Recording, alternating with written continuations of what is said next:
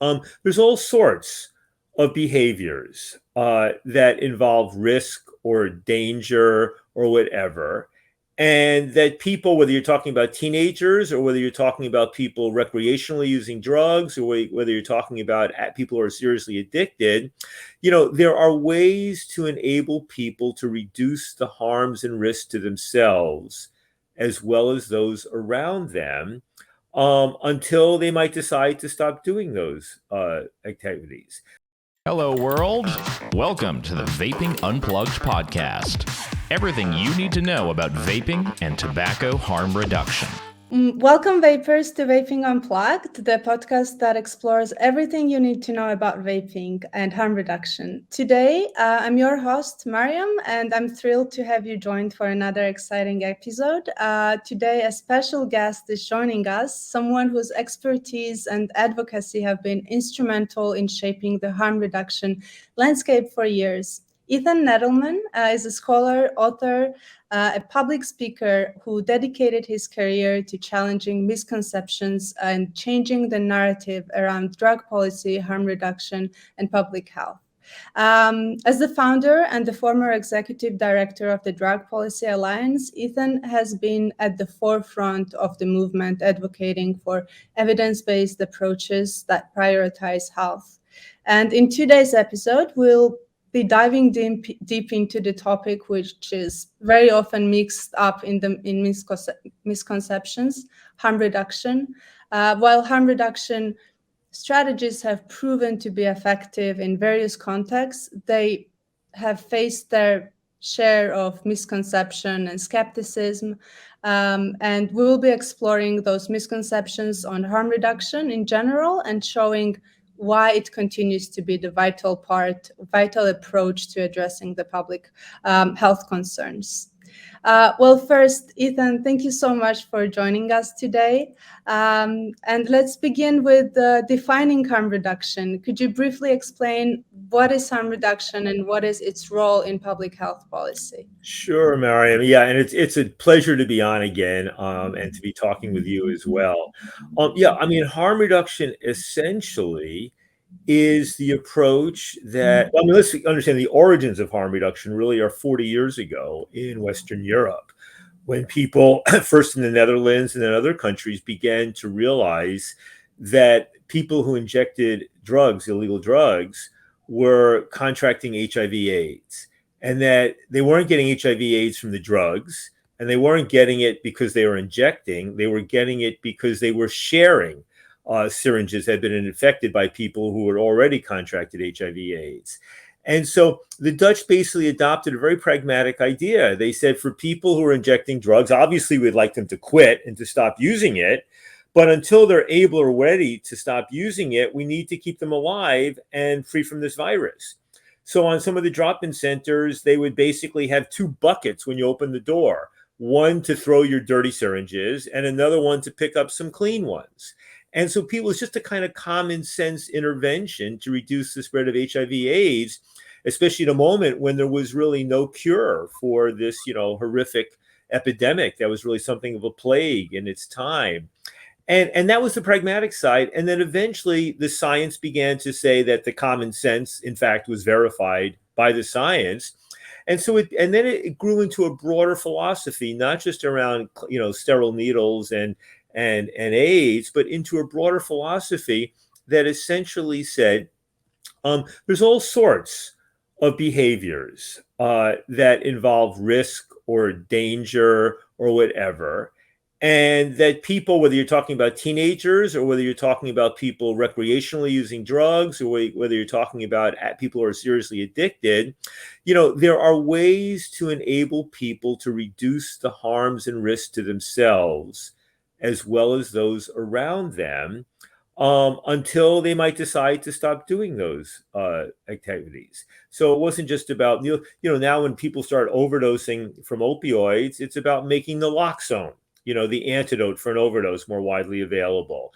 It's things like if you ride a bicycle or play contact sports, wearing a helmet or putting on a seatbelt, right? In order to reduce the possible risks. And obviously with tobacco, I mean, 20 years ago, there weren't that many alternatives apart from oral tobacco, the snus that they were using in Sweden, which was showing some success in getting people to stop smoking. But now with the advent of e-cigarettes and heated tobacco products, and now not just snus, but nicotine pouches, these are all ways when people, they are using nicotine, they're addicted to nicotine, they enjoy nicotine, whatever the reason may be. But if you keep smoking, as we all know, that could definitely shorten your life, especially if you keep doing it after the age of 35 or 40. It's just a common sense thing to reduce the harms associated with nicotine consumption. And one might eventually become abstinent, or one might keep doing these things in the same way that people switch from heroin to methadone, and some people stay on methadone for years or decades. And the risk to your health for methadone is dramatically less than they are from using street heroin, or even switching from street heroin to pure heroin. The programs they have around Europe and Canada now, where people have been addicted to street heroin for many years and are unable to quit, and have tried everything, tried methadone, tried buprenorphine, tried drug-free programs. But, now if you instead go to a clinic and get, pharmaceutical grade heroin, you can live a long life, because there's a radical difference between the risks associated with street heroin of unknown potency and purity and the risks associated with pharmaceutical heroin, which basically becomes like morphine in the body. So that's the essence of harm reduction. And, it's actually gained more and more acceptance in the world of illicit drug policy, where it's embraced by the World Health Organization, by the United Nations, and by probably a majority of governments all around the world now, to one degree or another.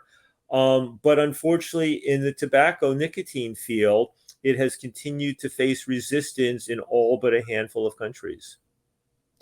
This is exactly what I wanted to ask you. Like, the way you're describing harm reduction, it's clear that there is nothing wrong with it, but then there is so much misconception about tobacco harm reduction out there. And could you tell us a little bit more about how these misconceptions affected public perception and public policy in the world? Well, there's a few things, right? I mean, first of all, you have a moralistic argument, right? That, by providing clean needles to people, you're enabling them to keep shooting drugs illegally, right? Or by providing, nicotine in non-combustible forms, you're enabling them to keep taking these drugs, which are still going to be somewhat dangerous, right? So you have a moralistic argument that says taking that drug in and of itself is immoral, right? No matter what the form, right? I mean, so that's one piece of it, right? Then there's a second piece which says, well, if you provide harm reduction forms of a drug or a way of taking a drug, that'll result in more people using it, right? And there may be some truth to that, right? I mean, there was 100 years ago, there were debates in some governments about whether or not you should provide the soldiers with condoms, because they knew that soldiers would be going to sex workers when they were having their break from the war. And people would say, well, why do you want to encourage, people going to sex workers and having, to prostitutes? It's immoral. And this, the more rational people said, look, these are young men. They're going to do what they're going to do. Let's prevent the spread of sexually transmitted diseases, because we're fighting a war and we have to stop that. That's got to be the priority. There were people who actually objected to things like seatbelt laws, because they said people will drive faster, right? And people said, well, okay, maybe some people will drive faster, but the benefits of reducing injuries and fatalities from seatbelts so much exceeds that. There were people who said if you provide clean needles, more people will use inject drugs or not stop, because it's an option. And there may be a little bit of truth to that people are more likely to engage in something or to keep doing something because they know it's not as dangerous as before.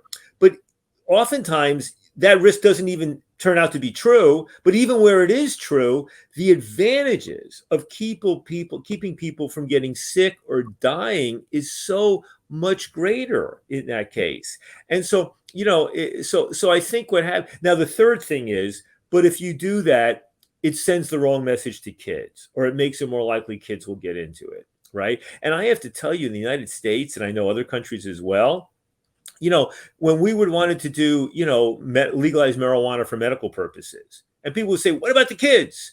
Right. And then we wanted to legalize marijuana more broadly for adults. What about the kids? We wanted to make legalize needle exchange program to reduce AIDS. What about the kids? I remember the governor of New Jersey, that was her big argument. Right. And obviously now with tobacco, the fact that, and this made it really difficult, that so many young people, especially in the US, started using e-cigarettes really freaked people out, because, these were kids, not just kids who had been smoking cigarettes, but kids who had never smoked cigarettes or would never try cigarettes, right?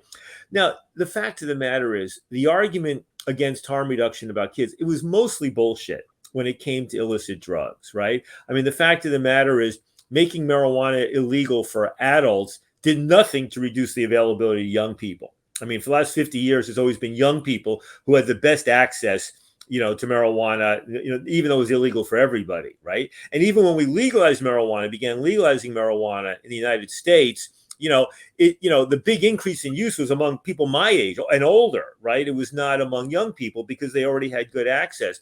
There's virtually no evidence that making needles legal or making naloxone, the antidote for an overdose, available has increased drug use. Now, with e-cigarettes, especially e-cigarettes, more than the heat not burn devices and more than the pouches and the nicotine pouches, you actually did have, when Juul came along, and the Juul both foolishly, did some advertising and promoting that appealed to young people. So that was dumb on their part. Although I also suspect that it would have taken off among young people anyway, even if they had not advertised, right? But then when Juul did that, and then it became enormously popular in the US, a lot of parents, especially white, middle and upper middle class parents, who didn't smoke cigarettes, didn't know anybody who smoked, or at least they didn't think they knew anybody who smoked. Probably, working class people who worked for them might smoke cigarettes, but they would not see it, going on. The parents flipped out. And so you had this whole huge hysteria around, what about the kids? What about the kids? What about the kids? And therefore, we have to ban e-cigarettes, or at least flavored e-cigarettes, because this is appealing to the young. I think the last source of resistance, and this is the one that is particular to this tobacco area, is the role of big tobacco. I mean, big tobacco, is it's probably, in the 20th century and into the 21st, was certainly the most venal industry, maybe the most venal industry of all legal industries in the world, right? I mean, for all their promotion of cigarettes and all of that. So everybody hates big tobacco and has some good reason to hate big tobacco and all their lying and obfuscating and promoting their products and all this sort of stuff. And when e-cigarettes came along, basically initially big tobacco kind of looked down their noses. I mean, it was being, Chinese manufacturers and vape producers in, Europe and the US and things like that. But eventually big tobacco began to increasingly dominate this area, to the point where they are now the principal producers of these non-combustible, forms of nicotine. So on the one hand, it's a very good thing that some of these big tobacco companies, most notably Philip Morris International, is making a pretty serious commitment to shift from combustible cigarettes to, non-combustible forms of nicotine. But the fact that they are the ones who are going to benefit financially from this, and that it's in their interest to have as many people as possible, using nicotine products, and not just smokers, but even other people. So what that means is that its association of tobacco harm reduction with big tobacco has just been a massive, massive obstacle, And the fact that, and the sad thing, of course, Mariam, also is, you had some, all the little guys producing their little vape devices and such, they're being pushed out of business by big tobacco and by things like the Food and Drug Administration making regulations and demands that the little guys can't do. And meanwhile, big tobacco bought Juul, right? recently Altria bought Enjoy, which is one of the biggest, was one of the, I think the last of the big independent e-cigarette companies.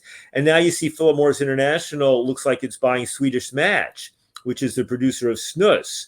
So we're losing the kind of, you kind of wanted to have companies like the role that Tesla plays in terms of moving, drivers from cars that use gasoline to electric cars.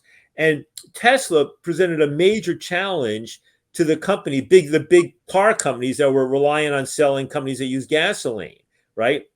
And if Tesla had been bought by a big auto company, then the big auto company would still be moving to electronic vehicles, but not so quickly. Now they have a challenge. And the problem you have in this field is that, ultimately we want the big tobacco companies to, and consumers to move from cigarettes to non-combustible forms. And it's unfortunate that the government policies, rather than encouraging, Tesla-like companies in this, are effectively encouraging big tobacco to take them over, which is in big tobacco's interest. So those are all the obstacles. And I will say that, as we've gained all this ground with harm reduction in the illicit drug area, and people are even talking about harm reduction, not just with opioids, but even with cannabis and with psychedelics, we still face this major resistance in my country and so many others to employing the same philosophical public health notion when it comes to nicotine. Great. Just like you mentioned, the kids are a very important argument against vaping right now. And this very popular notion that you should start banning things for adults because kids are getting into it.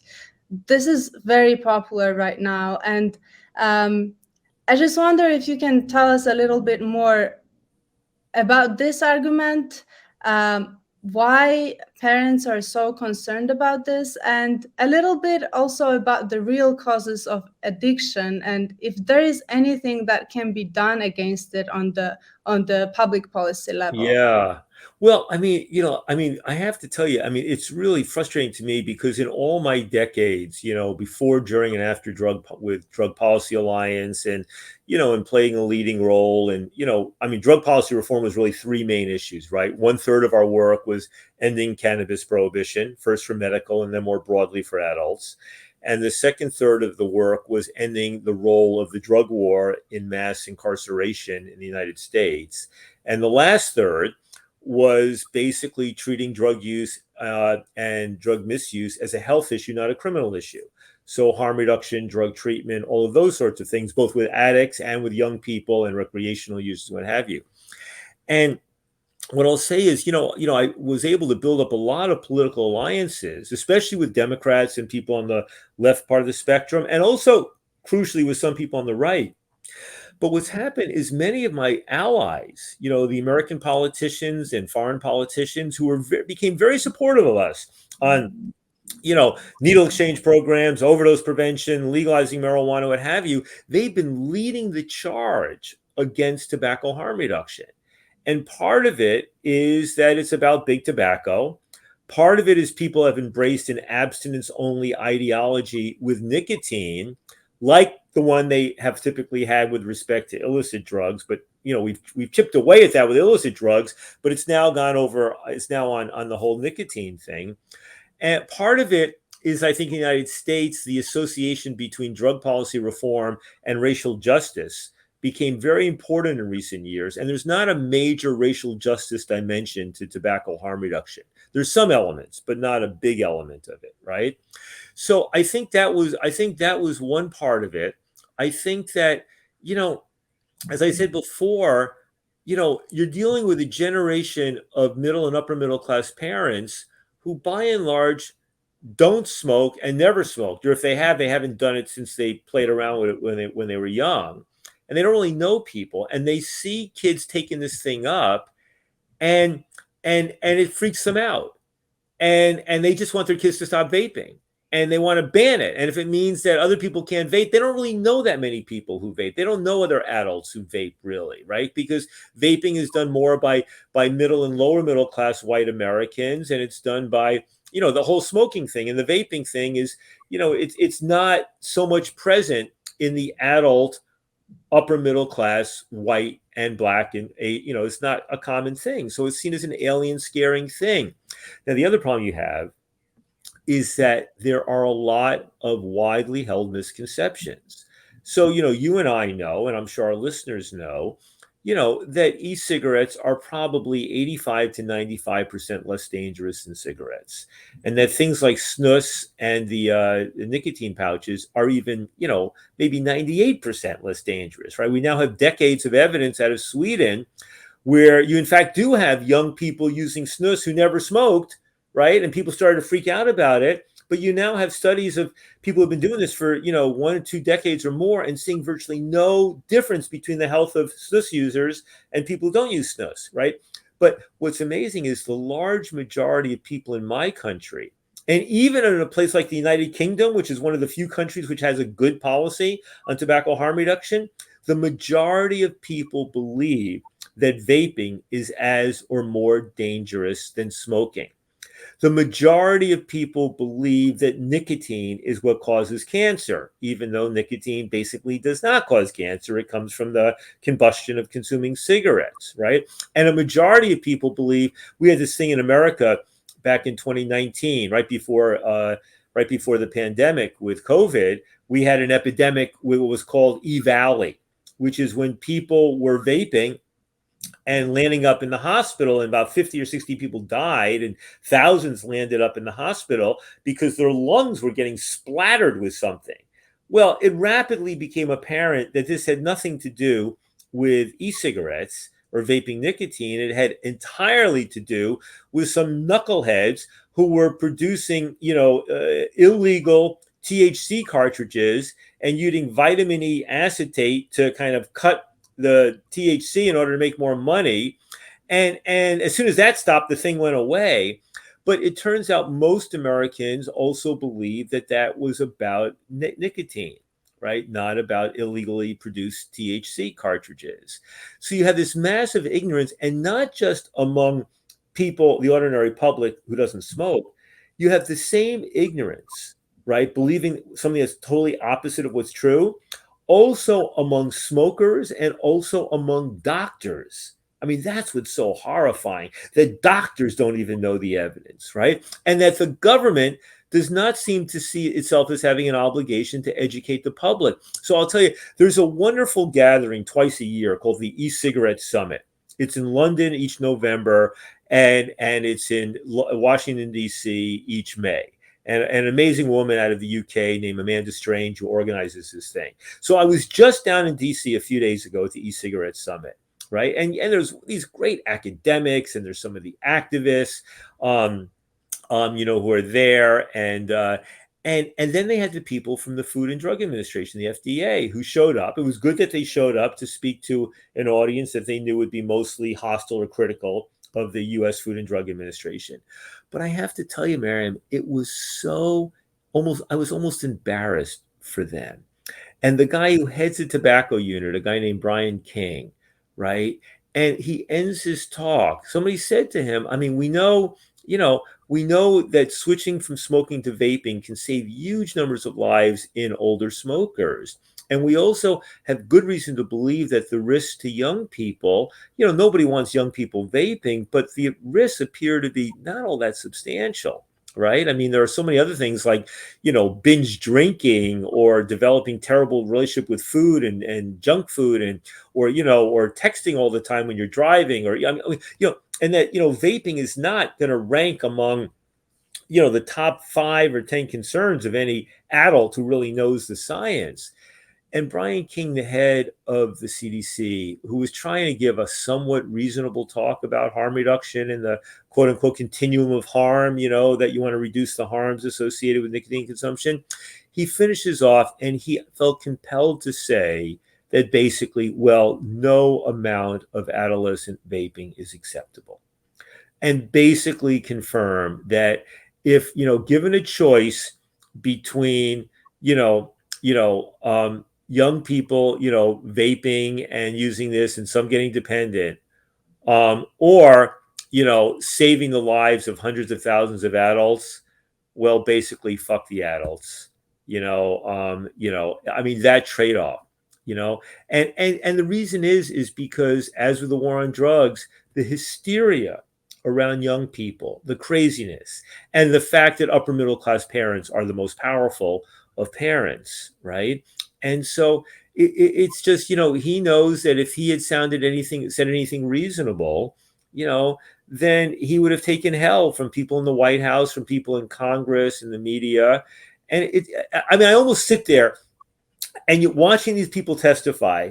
I literally can imagine myself. It would be like watching people in the old Soviet regime having to testify in a public health issue. If the ideology was saying something else, then you had to obfuscate and lie and whatever, because you knew that telling the truth was going to be risky to your job and your political well-being and your future. And they therefore, I was going to ask a provocative question from the audience, to some of his underlings who spoke later in the day. And I just felt sorry for them, that they knew they could not tell the truth, that they needed to stand up there and lie and dissemble, just as you would accept from people who would do the same thing, if they were speaking in a non-democratic, government. So, yeah. Well, that's very interesting. And well, let's assume that politicians worry so much about kids getting hooked up on vapes, or kids starting smoking cannabis, and they feel like they have to do something, right? What do you think should be the right approach if they have to do something about it? What should, and we know that I keep asking myself, obviously we were, enormously successful in the United States with the movement to end marijuana prohibition, right? And we were moderately successful in terms of advancing harm reduction with other drugs, and also with reducing the number of people locked up on drug charges, right? There's still a long way to go, but we've come a long way from where we were. And I'm trying to ask myself, so what did we do right there? Now, I have to say the first thing, and we, fortunately, it's a different problem, because the problem of big tobacco being involved in this, that they're in it, they basically own it. Most of the things that people vape now are being produced by big tobacco companies. That's an enormous obstacle, right? Because the hatred of big tobacco is so great, right? So I will say that, so that's a unique obstacle. On the other hand, people know they on some level, it's not like injecting heroin or smoking crack cocaine or things like that. And we've been enormously successful in cannabis. So obviously getting out the accurate information is pivotally important. But one of the problems here is that there is no independent philanthropic funding. The only funding for tobacco harm reduction right now is coming from the industry, right? Either directly or through the foundations that they're supporting, right? There are no, whereas when I started speaking about drug policy reform in the late 80s at the height of the drug war, and people thought I was as, crazy and as people now think with tobacco harm reduction. But then I was very lucky, in 1992, 31 years ago, I got a phone call out of the blue from a billionaire named George Soros, who was not famous then, but eventually did become famous. And, we established a partnership where he has given, I think, over the last 30 years, hundreds of millions of dollars to advance drug policy reform, roll back the drug war, advance harm reduction with illicit drugs. And then I was able to persuade other wealthy people to begin to support this. And then eventually some of the big foundations, which tend to be a little more cautious than the wealthy men, right? They began to support it. But nothing like this has emerged in the tobacco harm reduction space. So the money is all coming from big tobacco, directly or indirectly.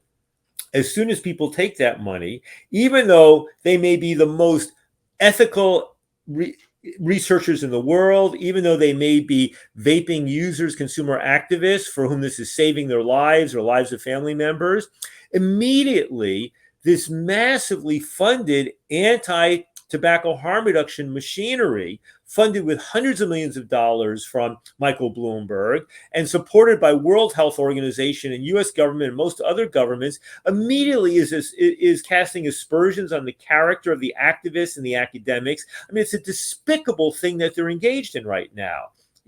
And so, that absence of on the one hand, the absence of independent funding in the way that George Soros was with regard to drug policy reform and illicit drug harm reduction has really, I've made an effort to try to see if I could raise that money, but I don't know where to, I'm not able to, and nobody else has been successful.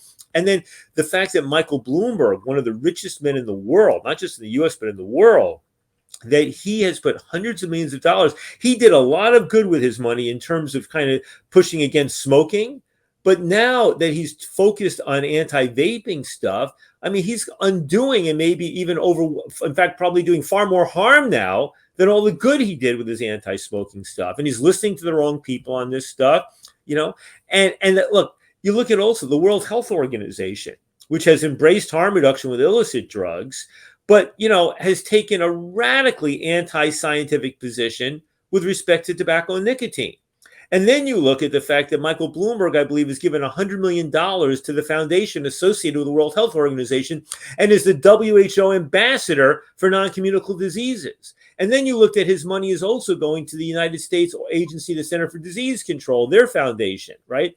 So you see, money corrupting this area in a dramatic way with an ideological anti-vaping campaign. And people are all screaming because somebody gets a tiny bit of money from a big tobacco company to advance the science, right? And that's, seen as a terrible thing. Whereas meanwhile, this horrifically corrupting money is coming from private foundation and Bloomberg and government. So it's, it's not a fair fight right now. It really isn't. I think, look, we have to keep putting out the information there. That's absolutely essential. We have to keep putting out pressure. I think, with the activists, I mean, you have some wonderful vaping activists. I was just in Bogota, Colombia last month for the first or second meeting ever of tobacco harm reduction activists from all around Latin America. Right. And I've been at meetings in Europe with some of these activists as well. And it's, really people fighting the good fight for the right reasons. It reminds me so much of the people who were fighting for needle exchange and other illicit drug harm reduction. But, there's no funding in order to build those organizations up. You either take no funding, in which case from big tobacco, in which case you can only have so much reach, or you take their funding and instantly your opponents are attacking you for taking the funding. But it has to, I think there needs to be more and more vigorous advocacy.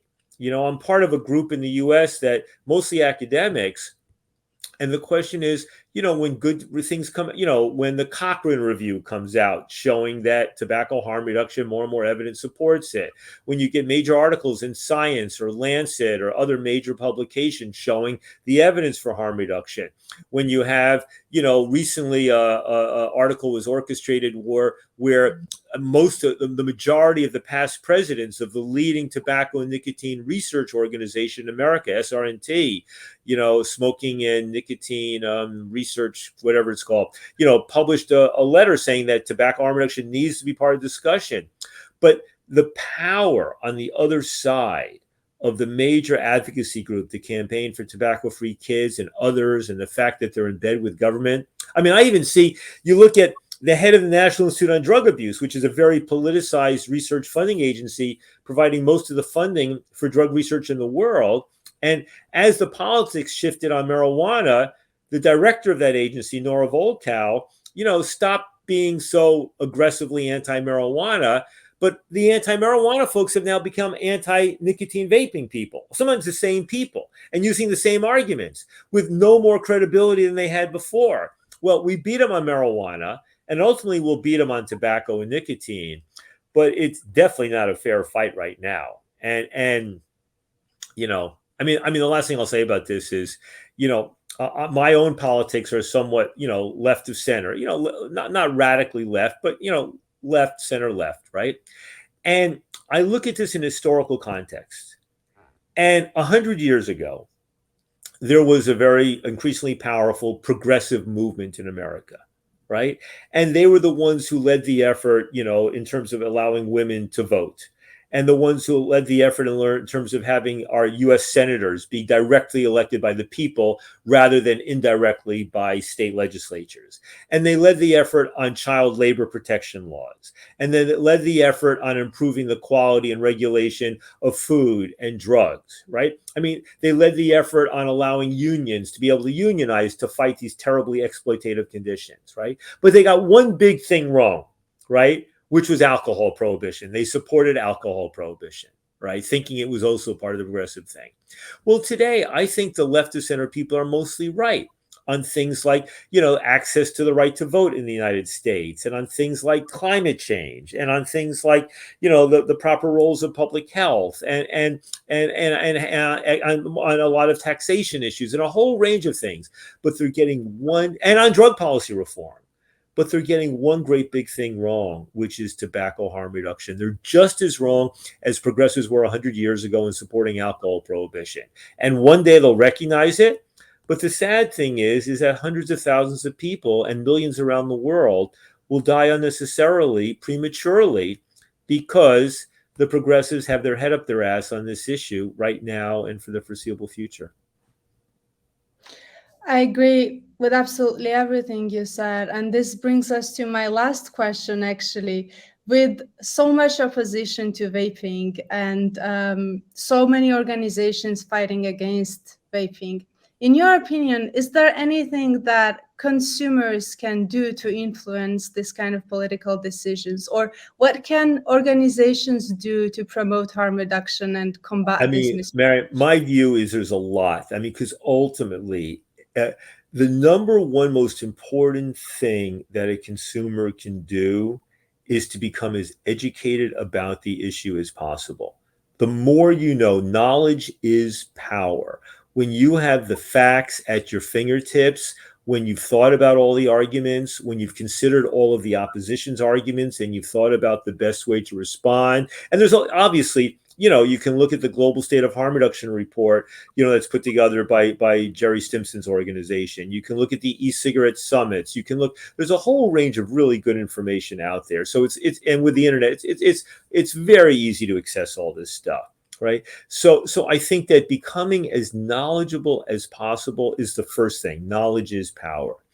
The second thing is to not be shy. Any individual, especially in a democratic country, but even in some less democratic countries, there's nothing that stops you from trying to make an appointment to go see your legislator, to go see the member of the city council or the state legislature. Now, you can make the art, you can pound, you can make the door, you can bring people with you. But you know what else? You can also do things like, if you have talk radio, you can call talk radio.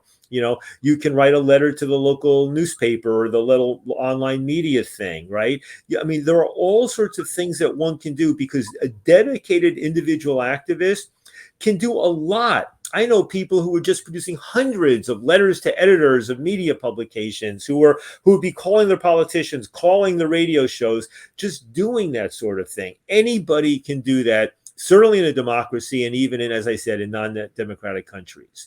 The third thing is to realize that your efficacy as an advocate, if you have the knowledge and if you can overcome the inhibitions to doing so, because many people are shy or they're intimidated, right?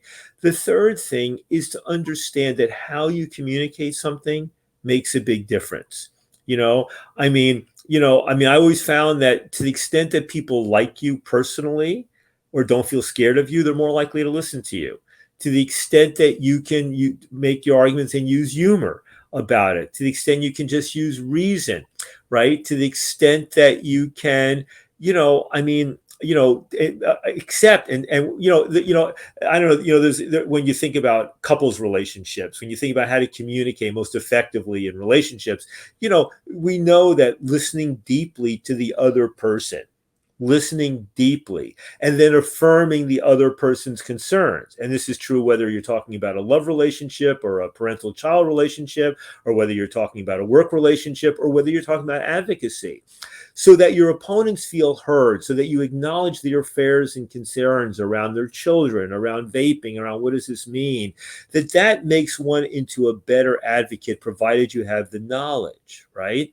So then the fourth thing is I know in every advocacy movement, people, I sometimes say when you're in an advocacy movement, the people you hate the most are your fellow allies, right?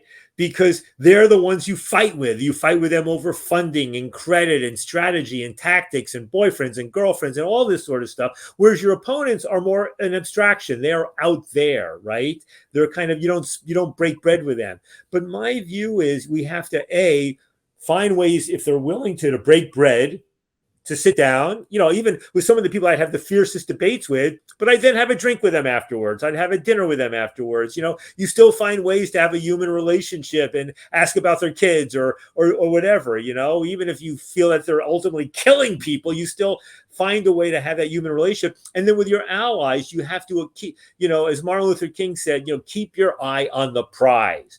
No matter, there was a fellow involved in the marijuana reform movement, who was really an asshole, but the way I would describe him is I'd say he's an asshole, but he's our asshole because he's fighting for the same thing.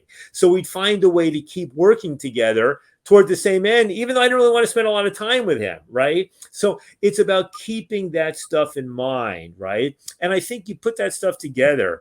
I have to tell you, you look around the history of drug policy reform, whether you're talking about marijuana, medical marijuana, you're talking about harm reduction, talking about sentencing reform, the US, talking about Europe, I can tell you, it's amazing where the activism comes from. I mean, there are some countries where the way methadone got introduced was when the mothers of the heroin addicts mobilized and marched on the local parliament, right? Saying, my son needs this medicine, the hell with your prejudices. That's, so individuals can make a big difference, and I think, and they have to care, don't wait until people are going to jail, because people are going to jail sometimes, and people will start, as this, criminalization of tobacco gets further and further along. I'm worried not just about the lack of harm reduction. I'm worried about cigarettes ultimately being criminalized the way that cannabis is done, or heroin or cocaine. I mean, they're talking in some countries about taking the nicotine out of cigarettes or reducing it so low that they're not even cigarettes anymore. Well, that's going to generate a black market. That's going to generate people going to jail. So let's try to prevent that from happening, because that could be a real nightmare on a human rights level and on a broader societal level. Thank you, Ethan. We can end this on this positive note. And I truly agree that it takes one or two dedicated activists to change big things in the world. We've seen many examples of that in the world. Exactly. And I hope with this podcast and with this discussion, we can motivate some of the vaping activists that are out there watching us. And I hope so too, Mariam. Well, listen, good luck for you also, first in Georgia and then more broadly in the region and globally. And thank you so much for inviting me and for the work that you guys are doing on this. I really do appreciate that. It makes a difference. Thank you, Ethan. It was a great pleasure to talk to you. Thanks for joining us. And for those of you who are watching us right now, join us next time on Vaping Unplugged as we continue to explore fascinating world of vaping. And until then, vape on. Bye-bye.